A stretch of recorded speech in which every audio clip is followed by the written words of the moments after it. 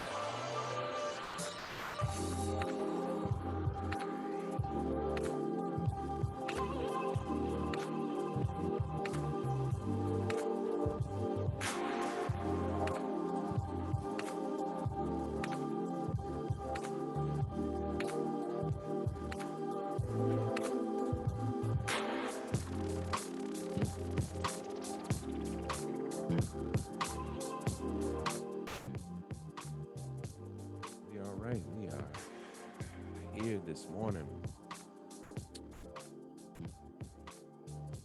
Not on time, but right on time. Good morning. Good morning. Welcome. Let's look at this. When we say the things that help dispel inferiority, regain our confidence and our authority. We open up all eyes wide shut, give it to you in the raw, unfiltered, uncut. From mental health to black wealth. We dismantle indoctrination by having the hard conversations, by talking about the topics that we may dispute, except the ones we shouldn't refute. We must continue to buy black, keep our dollars, and get our communities back. Today's show, I dedicate this one to my late father, whose birthday would be today. So here's the man who walked through the light of all the disparities in our past time. The great ancestors who have walked the earth, been involved in, talk about getting into and fought here. Part of being one of those who fought in every war.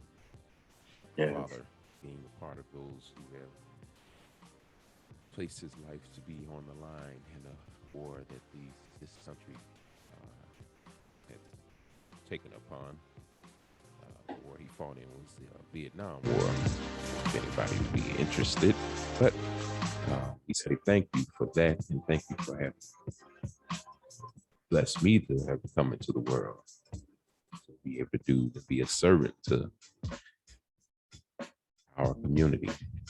There you go. Good morning, Minister P. How are you? Good morning, Dr. K. This is Minister P, bringing you peace and reality. And I want to also chime in on, your father's birthday. Again, condolences have been sent out for his transition. And we just thank God that he was a great man and he produced a great son in you who is carrying on the work of bringing renewed acknowledgement to the Black community, which is needed. So good morning, my brothers and sisters. Oh yeah. So yeah, we talked about being a part of something and then leaving it. We embarked on another journey in this country that we getting ready to actually step upon another bridge, crossing another bridge of politics. It's that time again where we ready to cross that road of starting to select um, new people in office. So, our topic, as you can see, is going to be talking about leave the party. Mm. And then what does that mean? When we talk about leave the party, in the speech, when somebody say leave the party, what does that mean to you? If somebody just walked up to you and just said, "Hey, you got to leave the party, man." Well, I'm gonna say two things. Before I got saved, leave the party always meant listen, because you know what the Black Party is all about. Getting out there partying, have a good time. But now as I've gotten older and I have matured and of course gotten saved, uh, now I have a political look at it. I look at things in a political way in our society. And that leaving the party means we have two main parties here that control our system of operation in society called government. And we know that those two parties are the Republican Party and Democratic Party. So, having chosen an allegiance to one or the other, when someone comes up to me and say leave the party, I'm thinking a political thing. True. And that's of course that those are one of the two main popular ones that we hear of, but to be statistically corrected, uh, we look at the numbers. They say particularly the numbers are more higher because the split is so divided between these two, Yeah. as we call them, gangs. you know, um, Between the two Democratic and Republican Party, the Independent Party is widely the most, actually has the most numbers because most people really have removed themselves or don't even care or to the basis of what the Democratic and Republican Party is doing, especially if they have if there's no self-interest in what is being laid out by these two particular parties. The Independent Party seems to have its biggest stepping stone. Of course, they don't publicize it. That's something you have to actually look at the numbers and do the research. But most people vote independently, just based on a lot that is what's happened in the past. Is reference to this tug of warring back and forth between the two parties. You're right. When leave the party to me can mean so many things. It can mean that, hey, like you say, like us as the Black community, we love a good party. Right. Sometimes we don't know when to leave. And it's to be. We tend to stick around for all the wrong reasons. Right. Hey, a little side thought. Have you ever had companies that came over and just didn't know how to leave? Well, that's part of leave the party. Like you said, you have to know when to leave and when. Why do we leave something in the first place? That's the question. And so the answer to that, why do we leave anything, is because we have stopped benefiting from it. It no longer gives us what it is that we need to survive. Uh, it doesn't give us anything resourcefully, and so therefore we need to cut. We need to cut the cords on that. We have to leave. They say trim back the fat, huh? Right. Yeah, so that leaving that party can be we lead parties, just in general. We'll say a party, and people you leaving early, and there's always that peer that's giving you some peer pressure on And why reference you to leaving? leaving. Right. Why are you leaving? Why are you Because leaving? it's time. It's my time. It's my time. So in reference to leaving a party, people, ladies and gentlemen, this is, well, I should say we're past the time, as they say. And that's to be stereotypical sometimes when they talk about Black folks being late, late at arriving and late at leaving. So, we can't let our peers ridicule us for not wanting to partake in something that may not have a benefit. We are on this show, we are about being masters of words. And we definitely have to pay attention to words that is being come across during these particular times, because we run into all types of wordplay that may sound good, something that is, as they say, Mississippi, that would tickle the ears. So those words, sometimes we can't really get caught up into what somebody's saying, and if they say it, it's just something to be studied.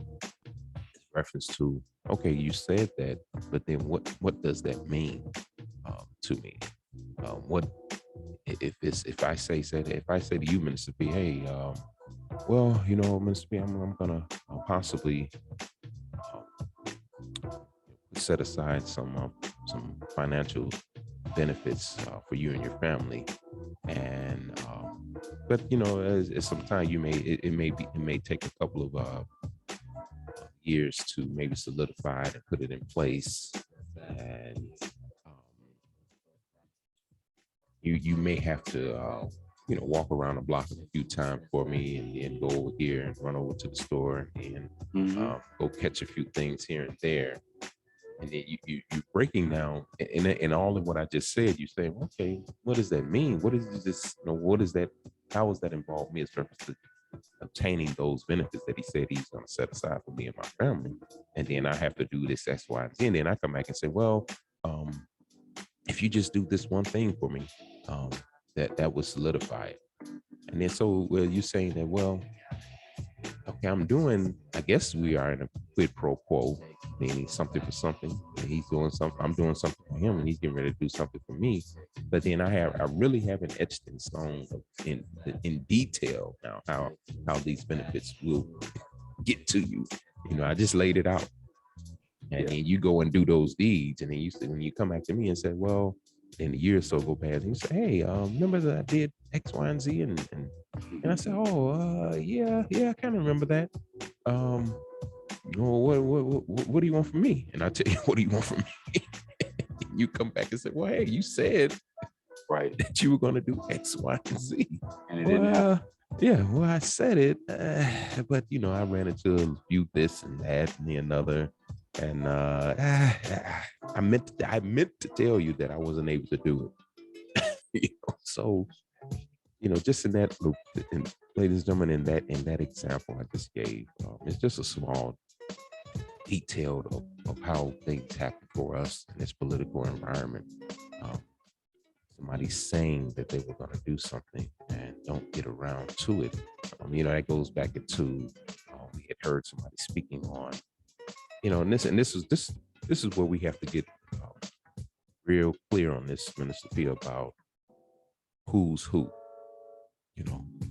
Who's who, and then if who is who, and then how we intend to lead this party if we can separate out who's who. And what I mean by that is who's who is reference to lineage. Don't dispel or have a disparage against our African American brothers and sisters, right? And we don't definitely disparage against the other cultural groups that would look like us, that may come from Jamaica or Honduras or somebody of that aspect. But then we have to focus and look at people who are mainly from here, who has a tight knit lineage that is not an African American. And that's another term that we need to really kind of focus on. And and I, again, being a man of my words, that we definitely gonna start looking at statistical things as well. Today as we walk on time, our time is, we got to stretch out our time so we can start looking at these statistics. But getting back on track, we have to pay attention to who's going to be leaving the party with us as reference to lineage, and then using these terms, African American. That term can be vague for one, because anybody could be an African American. If a Caucasian person, white person, moves to Africa, they become an African American once they move back here. So we have to, and then so when it is some point of a benefit to be set aside for us, now here comes somebody using that term that really shouldn't be belong. But when you use the term of saying, well, hey, I'm a native of this country and Black, that dispels all arguments. That counts out.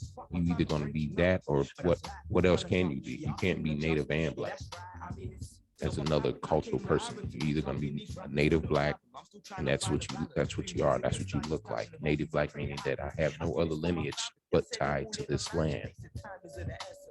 But what about just Black Americans? See, we live in America. We do have but then that could be, it's kind of a little vague too. That's why I use the term native, because when you say native meaning that originated to this land, originated from the land, originated in the land, meaning that I have had no other ties. I have no other ties nowhere else. I can't, like right now, with the history, and me being a history, with the history that I have through me, looking at my greats and have met them all, great, great and great grandparents,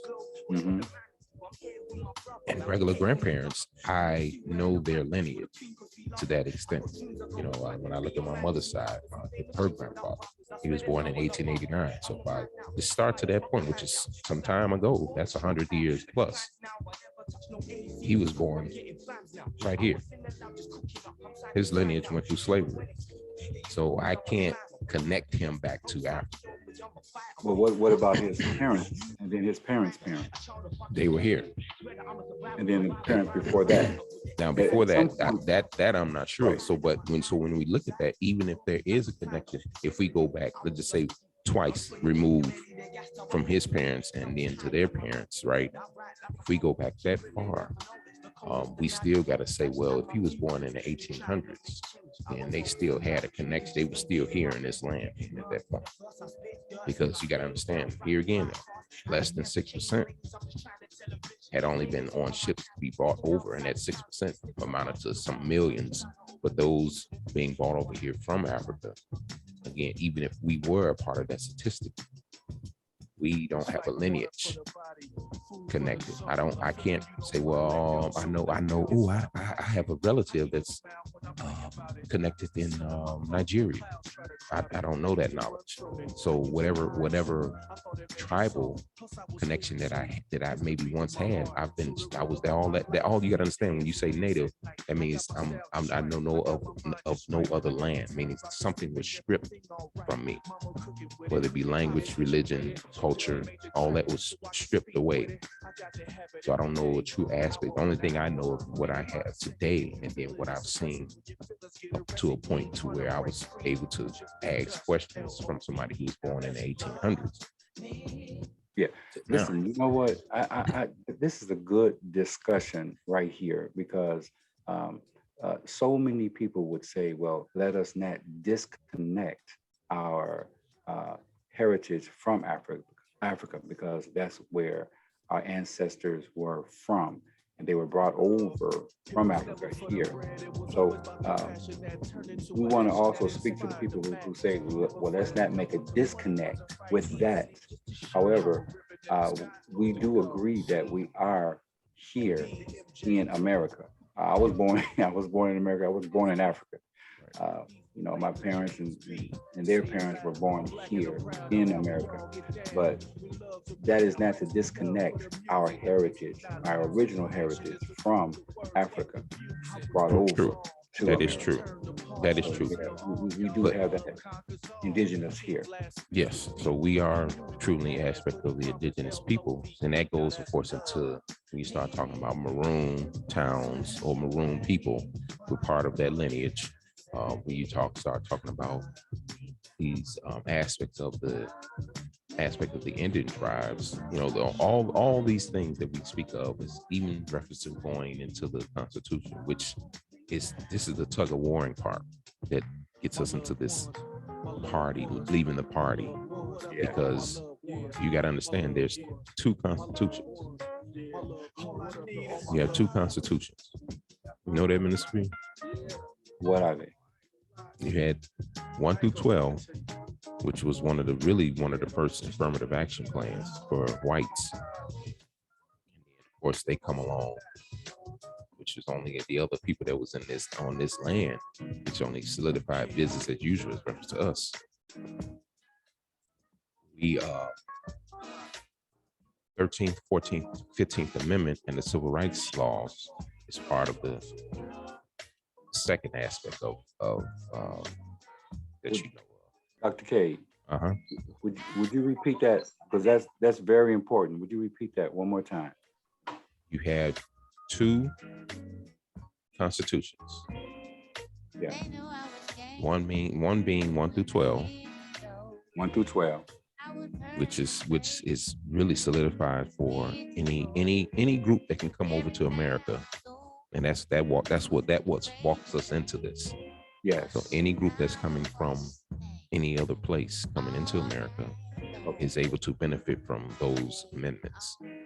Now, 13th, 14th, and 15th Amendment and civil rights laws really only signifies as reference to dealing with Native Blacks.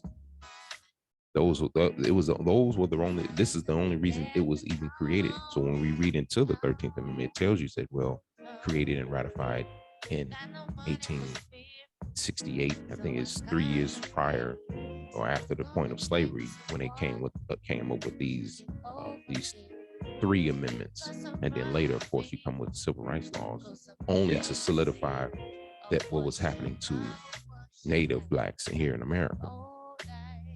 And to ratify and to we'll say curtail slavery, because in the 13th Amendment, there's that one clause that's saying, well, only duly when you are duly justified as to have done something wrong in society. That's when the 13th Amendment really kicks in and surely puts you back into the aspect of slavery. So when we pay attention to these aspects of these things are utilized against us now, the 13th, 14th, and 15th Amendment, because what they have done is watered it down. And that's what these parties do. These two political parties, they come in and then they say, well, blacks need something. Well, we have to study that. And it may take us about 10 years to study it. The reference to you guys needing this, that, and the third, as we talk about an aspect of economics, education, transportation, healthcare, all these things that we talk about. All of a sudden, now these things need to be studied when we need them. You have to do a case study on these things. But if somebody else comes from another land, they come right in and say, well, use part of that 14, and which is illegal now. This is why I say these political parties playing games. It's illegal for any other cultural group that comes into the country to use these amendments, because it wasn't written for them. It's not stated. Those things when it comes to your sexuality and all this is where the gameplay comes in for us, and then this is where we get a soft spot. This is that peer pressure. Oh, hey, don't leave. This is what I say about leaving the party. They coerce you and try to, don't leave. So, don't despair anybody because they're being mistreated and maltreated like you. Now tell me, Minister P, name any group that has been mistreated and maltreated and the devastation now, deeply rooted as you see it and as we see it, name any other group that has went through that. Listen, even today, We are still going through racism. We're still going through prejudice. We're still being uh, harassed economically, politically, any other league. So no other group of people are going or have gone through what we have gone through, and we're still fighting the fight, and the fight goes on. Yeah, yeah. And so, I challenge our people to, I can't tell you what to do, but let's just be sure that, I'm just forecasting as reference to our future and looking down the road, having a vision to say, hey, if we don't remove ourselves and leave the party when it's time, which is, I think we're past the time, and it's be about looking at my watch. Our time has been past due of leaving different parties, and you maneuver to start your own. Yeah, as they say, hey, I've been kicked out of, the saying, I've been kicked out of better places than this. Hey, I've been kicked out of parties that were better than what I'm in now. And you tend to go to and try something new or start your own, have your own party. I'm a man that went to college, certain parties I wasn't invited to. And hey, man, you got to go. This party wasn't the party I was supposed to be at anyway. In the first place, right? Right. So when that happens, I say, well, either I can start my own party or I can go find another party to be a part of that will benefit me and have a point of acceptance, something that I can be a part of and benefit from and be able to stay and last in it for a long time. Absolutely. Absolutely. But here's the key to that, Dr. K, and that is you must know what it is that you need.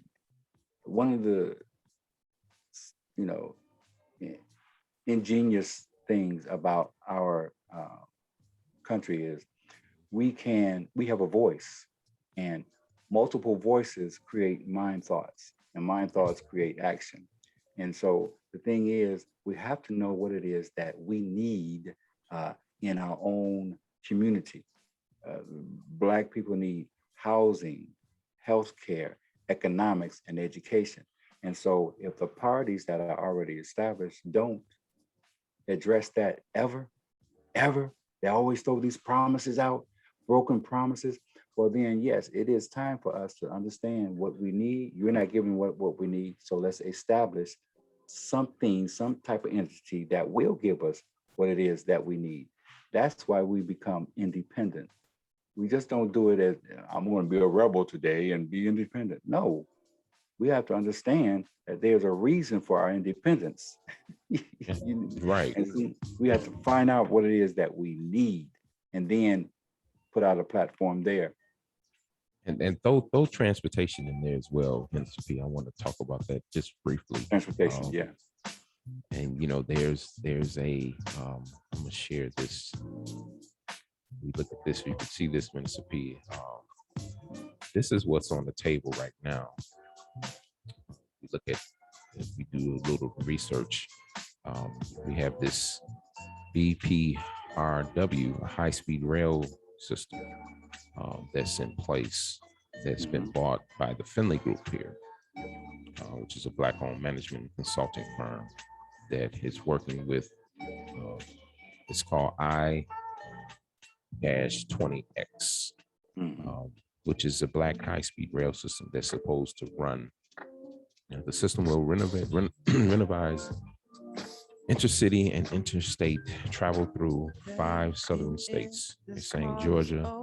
Actually, they're saying that it may run but through up past. They possibly want to pass it through South Carolina as well. But this mainly one of these are the 5 states that they're looking to actually pass this high-speed rail system. Georgia, Alabama, Mississippi, Louisiana, and Texas. And then, as you can see, this is, if you're reading here, people, this is what it's looking to bring. We were talking about that marketplace across those lines of these 5 or 6 states that we're talking about here that could bring our marketplace to fruition. bring in investments, business, and job opportunities, which is so vastly needed. It's reference to the things that Minister B put out there. Transportation is one part of it. Of course, they went into the body administration. And from what I'm hearing now, this article here, and here's the information, people, if you tended to want to reach out to this group. Name is Mr. Howard Richards. Email is the info@finleygroup.com. If you want to give them a call, they would love to hear from us. People, we see we're a little bit, not too far behind, but a little bit behind of reference to reaching out to just to hear what is the, how much footing they are gaining with this administration on this. From what I've heard of the last, doesn't seem it doesn't seem possible they have gained much footing from the Biden administration. It was brought to them and they said they would look at it, but last I heard, Biden administration excuse me, had solidified and have already put in place that they would give these contracts to Amtrak, which of course that we know has enough contracts as it is, but I don't think it's still too late. But this is what I'm talking about. It's things like this that Dr. K, would you go back to those 5 states? Now, aren't those 5 states Republican states? For the most part, yes. Yeah. Red states. Yeah, red states. And so, who would benefit from this this project coming to the states? Who would benefit from that? Well, mainly, this is of course geared towards, if we read the demographic of these metropolitan areas, comprised of a combined 57%, which is pretty large, the Black population.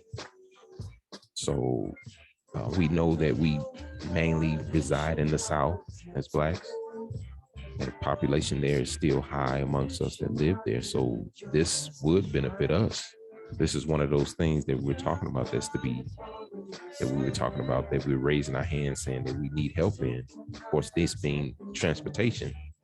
Of course, this solidifying more opportunities in the marketplace, because along this railway, of course, even on the railway, Mississippi, you may have a craft in cooking. You could get involved and say, well, I want to open a restaurant along the way between one of these 5 states. So, of course, yes, this is an opportunity for us to take part in, again, which is the transportation aspect of things. Meaning that, hey, I have a hand and I have an interest and I've invested in transportation in this, and I'm able to solidify my legacy in the marketplace of this project. That's with the hope that you can even come up to the table in getting the thing about these type of investments. It's hard for the Black community to get involved. These sort of things always go to, especially in Republican red states. It's hard to get Black businesses involved in that. It's always overtake of who is already in power in these states. But we have to, now this is where the studying part comes down to. So now we're only speculating that these, so now we have to locally dig in and say, okay, well, we on the surface, they're telling us these are red states, right? And when you start peeling about the layers, most, I think, believe Georgia and 1 or 2 of these states I know had Democratic mayors and governors. So here we still tug of warring between these parties. That's where the gameplay comes in. So now you're saying red states visually, but and in the past they may have been justified as red states, but the red tape, of course, where you get a lot of pushback, and then it starts boring down. So it's, if we say Georgia, let's say it's Atlanta. Now we got to look at, okay, well, if this high rail speed system is train system is going to run through Atlanta, Georgia, of course, the mayor and the governor is going to have a hand in reference to saying yes or no. And then and then the governor and the mayor is going to be saying, well, who are the benefits going to? And of course, the platform for this, of course, is saying that, well, this is a chance for Blacks to really, get even whether you are a spectator or a investor in this, to say, well, I want to ride it just to see how it feels to have, and then I'm looking at Black quarters, I'm looking at Black restaurants, just to have partake in that part, or where I have a chance to go down there and maybe partake in, to say, well, yeah, I did run down to the South and I ran across, I was in Georgia and Atlanta, and I was able to solidify a restaurant along the way in one of these in that state. So that we have to pay attention to who will be the local politics. But overall, running through those 5 states, the presentation was presented to the Biden administration based on as far as transportation funding. Because we know, if we look at the different rail system, Pacific, these other railroads, when we start really peeling back the layers and looking into the history of those, here you're looking at the Rockefellers and people of that nature, these Carnegies, the people like that who have solidified their hands in the railroad system as far as having money, and then using free slave labor to even build these railroads, and then the government giving them free land and monies to do so. Right. Not to read now. So now we have to look past. Now we're looking past politically as representative. But even though this is one of the things to be put on the table in front of who's in office, right? Because we're still talking government. Now, from what I'm hearing, and we're saying these red states, but the administration who can say yes to make this thing go is Democratic. And right now they're saying no, from what I'm understanding.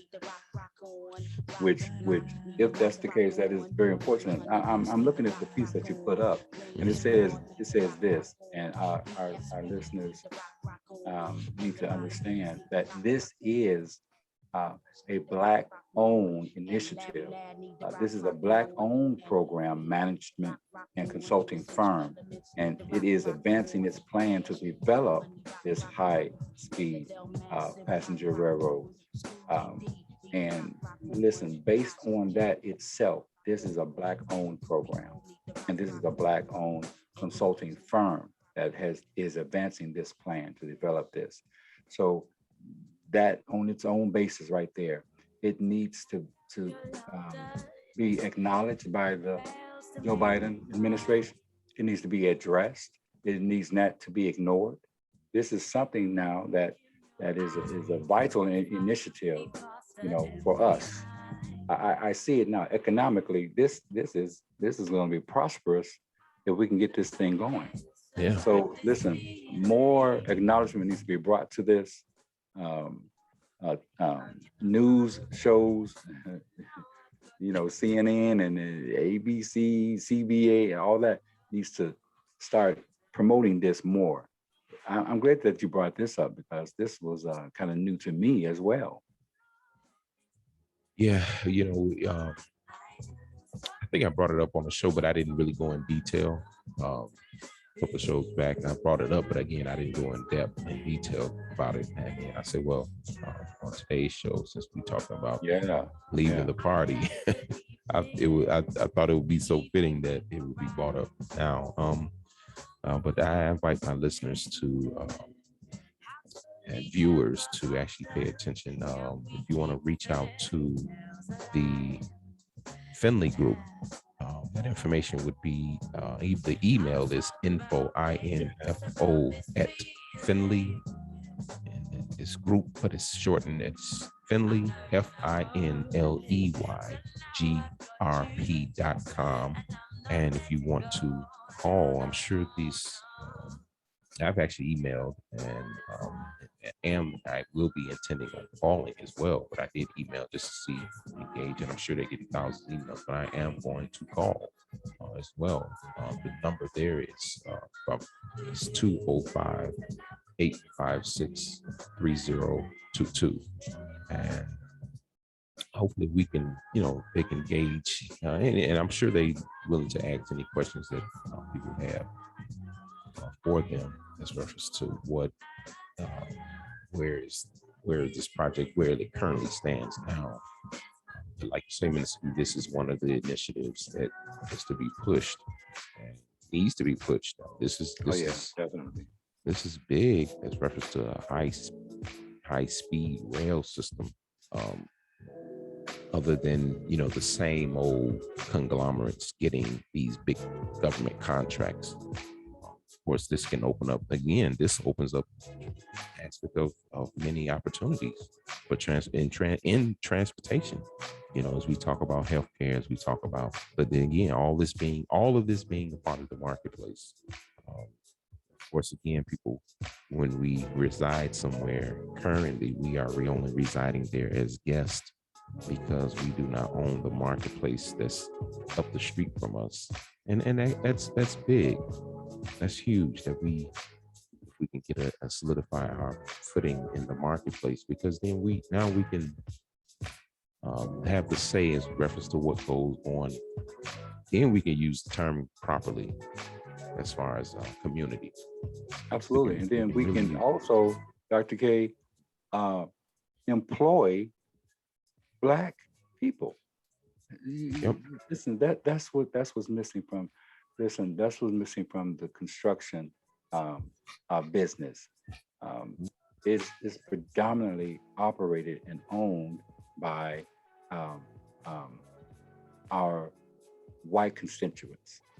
The Black population, it does not have a seating and footing there, and there's a lot of money to be made in construction. Let me tell you something right quick. There's a position. It's called flagger. I took a class in this. It's called flagger. That's a person who just holds a sign that says stop and go when there's construction. Do you know how much money they make an hour? $44 an hour if you're in the union. $44 an hour. Now, that is predominantly owned and placed by the people who already operate these type of construction sites. And I've seen we're them. not numbered there. No, we're not numbered. Matter of fact, I knew a young lady I went to college with. Here, she wasn't even from Illinois, Chicago, but she knew the family who owned.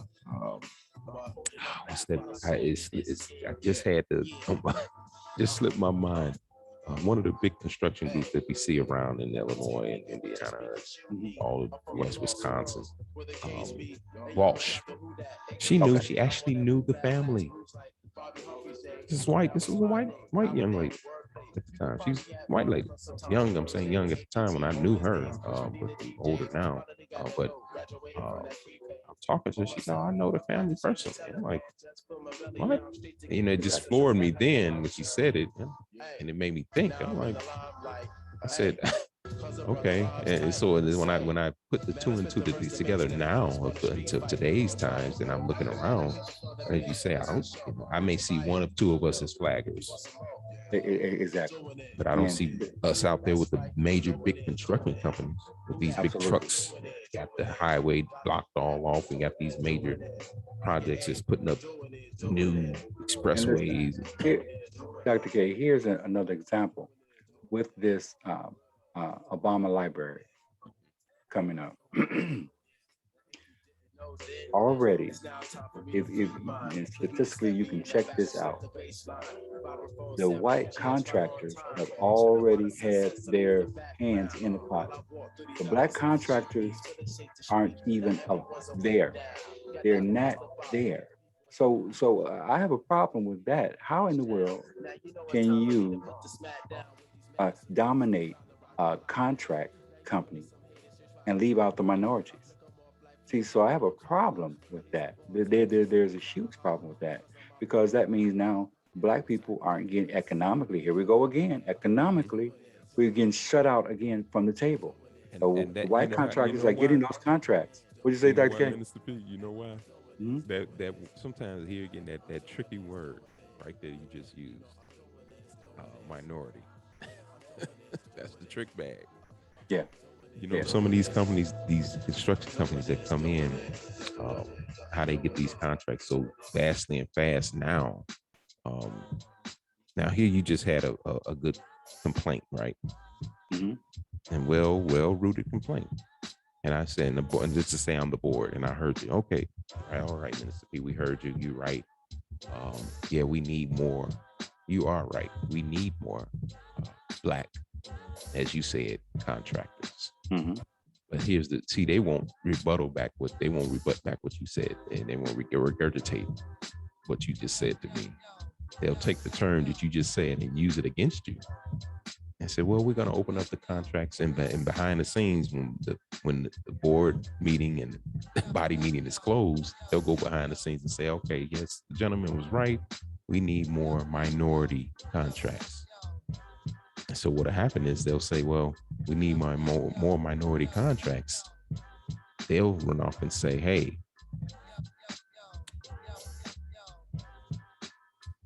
minority contracts. All right, we're going to put it out there. See who's first to get the minority contract. Then they'll say, well, um, white company gets it. He say, oh man, it's a minority contract. How are we going to get this contract? And here you are in the running, Minister P, black contractor, right? Trying to get the minority contract. The gameplay comes in and they'll say, well, the white contract, and then why you get to compete again, here you have to compete again. Why? Because the white male who owns that construction company, i.e. Walsh, he'll step away and say, well, I can't get the contract right now because hey, I'm not considered as a minority, but how do I get around this minority thing? Well, oh, I know what to do. I'll put the minority contract in my wife's name. That way she gets it based on being what? Because she's a what? Woman? A woman. White. Hmm. Okay. That's where the gameplay comes in at. And we have to pay attention to that because that only solidifies to say, well, now here, that's what I said about the 13th, 14th, to 15th Amendment. Here comes a white woman making her plight and saying, well, I'm not, I don't, you shouldn't treat me the same as the Negro. I'm supposed to be above him. So that's how they solidified to get these contracts and these big construction contracts, because their structure plays a game along right with it. That's why I say we need to stay away from these tricky terms, minority. I'm not a minority. I'm black, native black. So if you can't get a contract just a native black, then who you gonna give it to? Well, you know, I'm not a minority. Don't include me in that because minority can be anybody. Right. So Minority can come in. Mhm. What counteracts them from doing that then? Because that if that's going on, that has to stop. Well, you either give it to a native black. That's why I say the term native black. You either give the contract to some native blacks companies or just have it out there for whoever. So this reminds me of our colleague Jay Reese, who always says the solution. So what is the solution to that? What stops that? What's the kryptonite to that game that is now being exposed in our workforce? Because we know it has a history of going on and on and on, but we want it to stop. So what do we do now to make a change in that? Leave the party. I know that's but you leave the party, and in that scenario, you leave the party by saying, well, one, this is the Democrat, Republican. I'm not either of those. I'm a native black. Just the same as in that construction contract. You say, well, no, I'm not a minority. I'm a native black. Mm-hmm. Don't include me to that. Why? Because I'm special. Okay. I'm there's something unordinary about me. I'm the original of who I am, and I'm different from any of these other groups out here. Right. Right. And mainly because if I look at the Constitution, there's a second Constitution that was only based on my lineage. Right. I'm the reason for that existing. So I bet you back out of those terms, those tricky parties that you've been bought into, the minority party, the people of color party, all these different tricky terms. People, who is that? People of color, who is that? Right. Who is that? I just heard that term. You know, it's funny. I just heard that term real quick on the news. You know, they news flash about Asian group. And then, you know, right at the end of the day, if you didn't catch it, that's what I say you have to pay attention to these tricky news channels, these news. They ran that just so quick. Well, the Asian community, and well, they was dispelled and this, that, and the third. But these people of color will bounce back. And, you know, they threw that in there real quick. That's like people of color. I'm like, people of color, what? I thought that was the Asian community. Where did they get this people of color term from? So this is how they play the game with us. These terms. It is. Anything that's not white is now labeled of color. Yeah. But getting back to the contracts, so we quit playing the game, but how do we get the contracts now? See, this is the problem, and this is what a lot of the Black Business Coalition, they're not speaking to me loud enough. We have to get our voice together. You're right. We have to speak louder. And my thing is, if you don't get the contract in, hey, you go, you keep trying, but you keep trying and say, well, no, I'm solidified as a native Black. I'm not. If they downplay me, and if you can do the research to figure out what's some underlining that you know, not saying you want to undermine, but if you have to do your own undermining, then you find out what's the under the back door that I can come through as reference to getting this contract, because there we go. That's it, Dr. K. That's what I'm getting to. We have to get knowledge how to play the game. Yeah. We have to know how to play the game, and it is a term called underbidding. That's how you can secure these contracts. Our Black coalition, our work labor, all of us must start understanding how to play this game. Must get the knowledge, but without the knowledge, we can't. Our voice of complaining is just that. Right. It's a complaint. There's no action to getting something solidified into our benefit. Got to get to our benefit. Yeah, and then you know, overall, you know, when it's things like this at hand, other than you know, situations like this, you know, as far as because let's just be clear, right now, as we stand, since we don't have our ownership and control of our own marketplace, you know, we're being boycotted. They're boycotting us. Nobody, I mean, just think, what other group other than Black goes out and go to the few Black businesses that we have around the country? You have a few of other cultural, or we'll say white, that may visit, but they don't go there. They don't go that whole. We don't have a grocery store that white folks just, oh, I just love color folks, how they cook this certain type of bread over there. So they're boycotting us at a high level. So that's leaving the party that's a way of boycotting. Instead of getting out there on the byways and highways, damn, and getting ran over. Talking about I'm getting ready to march. No, you just march your butt right back in your yard and do some yard work and stay your butt at home. That goes right into this voting aspect. If you don't see nothing that's geared towards that's going to solidify your movement and solidify to benefit you moving forward 20 years out, that's your way of boycotting. Again, echo that peer pressure. Oh, you not gonna vote? No. And why should I? Because they haven't laid out any of those, like the things that we bring up: economics, education, health, transportation. If that hasn't been solidified and secured for my lineage, what am I voting for? Just for entertainment? As they say, exercise? Well, that's what they have gym memberships for. I can go give me one of those if I want to go exercise something. You know, those terms, go exercise your vote. No, they got the gyms. What's the name of the gyms? All these different gyms. I'll go get a gym membership to exercise. I'm exercising my vote. like I need to have it go working out again. Well, That's crazy. well, Dr. K, I'm going to always advocate for everyone to vote. Again, so when you say that, Minister B, add in there for what? For a piece of the pie. For a piece of the pie.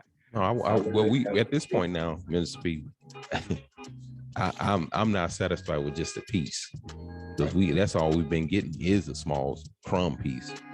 Yeah. I want the whole pie. But Give me the whole pie. Yeah. Well, that comes at it bit by bit. Listen, how you get across the floor one step at a time. Well, I mean, how many steps we supposed to be taking? To me, the pie has been given piece. We've been bit by bit and step by step since the 50s and 60s. What year is it?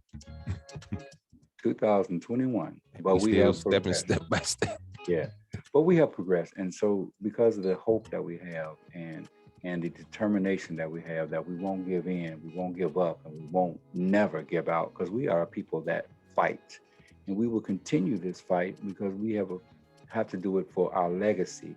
We're never going to become subservient anymore. That term is, and we're not going to acquiesce to no one anymore. And so that's out of our mentality now. And so we will fight. We have to be strategic in our fighting. You gave one acknowledgement of how to do it in the construction company. We have to learn how to play the game and come in through another side entrance. The term that was used was underbidding. We have to know how to do these things. We have to come up with a strategic strategy how to fight. The fight is never going to give up. We will never stop fighting because we're in this battle. That's where and we know what's against us. Right, and that's where we solidify our we'll say advancement, because we never stop fighting. That's where our advancement is at, right there. Never stop. We have made that. To me, that's where we have made strides and gains, because we've never stopped fighting. We didn't just jump, as most of our so-called brothers and sisters saying that they come here for opportunities in what is the question, right? Yeah. So we a nice size number of blacks as native, all of the disparities and all the whatever you want to call it as far as negative things that we've been through, we didn't just up and say, well, I got to go find another place to go, because we've been disenfranchised here, so now we got to up and move. We didn't go to Honduras and do that. We didn't go to Mexico and do that. We didn't go to try to find our way over to Africa and say, well, no, America just ain't working. I'm not leaving. Especially if my ancestors, nor should you. Right. Blood, sweat, and tears on this ground. Ain't nobody. And then I'm supposed to up and leave, and go get on the plane and go in the middle of somewhere where I know nothing of. Right. That don't even make sense. Don't even make sense to do. But you see so many people doing the opposite. Coming here. But Dr. K, don't you remember when that used to be the saying, why don't you just leave the country? Okay, my thing is, no, where you leave the country. Why don't you leave? Right. See, right. I have a home here, I have a job here, I have a place here. You leave. Now, Minister P, think about that. There's somebody telling you to leave the country. Minister, you better leave this country. Go back. Now, hey, you've always heard that before, right? Go back to Africa. Yeah. I've never been. Right. I don't know anybody from Africa, so why would I go back? But here they'll come along, the same individual that told you to go back will get into the quote unquote, the little holidays. We'll say, because I've seen it and I've been through it. It's happened to me. The Irish. Hey, y'all know Irish. Ooh, look at me, I'm Irish. Go back. Man, that's the very one of those that's the example. One of these Irish Americans that they call themselves Italian American will come right to you and say, go back to Africa. No, since you flying that Italian flag and flying that Irish flag, you go back to Ireland, because you know your lineage. My lineage is right. What you see is that American flag draped across, because again, we have fought in every war now, and haven't, and nobody's given us restitution for it. Nobody's paid us for fighting in these wars. Just to help save this, what they call America, the corporation called America, because this country is only called that. This is just the land. So the corporation of America, we saved that aspect. We saved it. They're one of the first blacks to take a bullet for this country in the revolution was Christopher Addicts. So how's somebody gonna tell you to go back? That's the whole thing. You can't tell me you go back. Right. That's my whole Right. thing. You go back. I'm not leaving. You know, I'm staying here and I'm fighting. That goes right into the if you look at the Statue of Liberty, it says they're trying to erase that. But if you look at the original writings on the Statue of Liberty, it says, give me your poor, give me your hunger, give me your suffering. Those are freeloaders. We have to really, and we're going to go into that term next week, Minister P. Free, the real term, freeloader. These are freeloaders who are coming into this country. That goes right into these Afghanistans who's looking to be given finances. They're looking to be given finances for just coming into the country. So, we're gonna dwell on that and we're gonna wrap the show up on just that. Think about what I've said previously, people, as far as being able to leave a party and not being peer pressured into staying when you have no reason to continue to stay there, especially when there's nothing geared for you. Well, I invite my listeners to our show today is brought to you by Wakana for Life. Keep that same energy. Wakana, people, get your wealth together. Your health will surely fall in line. Go there and get your health and wealth there. At Wakana, keep that same energy.com. And if you want to be a seed and harvest grower,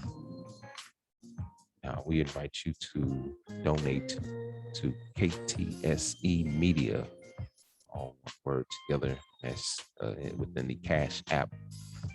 And we would invite you to whatever you can donate to keep us moving, to keep us researching, to keep us solidifying even our own process of possibly having our own political party. We're looking to do that. I'm hoping to be able to do that, to put that into play. It's not impossible, not impossible at all. So anything that would help, we promise you that would go towards that and helping us to grow on this platform here. Let's look at this, which airs live from 8 a.m. to 9 a.m. and then a replay roughly plays about 11 a.m. to 12 p.m. And be sure to catch our host, Minister P, on Love at Work Ministries on Sunday mornings, where he is bringing the word and bringing the aspect of comforts of the word. Catch him on Love at Work Ministries on Sundays from 8 a.m. to 9 a.m. and then a replay replays about 10 a.m. And he actually replays from Monday, Wednesdays, and Friday mornings. If you miss the word live, you can catch him again. That's it. So that is our show, and we would love to have you tuning in again next week at the same time. Same, as they say, bat channel. Love that. Yes. Definitely consider, for people, don't be peer pressured again into you feel that you need to leave and remove yourself from the party. Do not as I say, but do as you seem fit. If it doesn't benefit any visual aspect, if you don't see a vision in that aspect of that political party that was not going to benefit you 10, 20, 30 years out, then you shouldn't be involved in it. If you don't understand it, don't get involved in it. It's like going to a party that you know nobody at. tend to leave because you're not familiar. That's the same with this political aspect of things. If you don't understand it, don't get involved. Stay away from it. Get more vast education on it. Get a better understanding of it. And that's been our time. Time rolls up on us so quick, Minister P. That's it. That's it. I just want to say this to all of our listeners. Listen, grow in knowledge.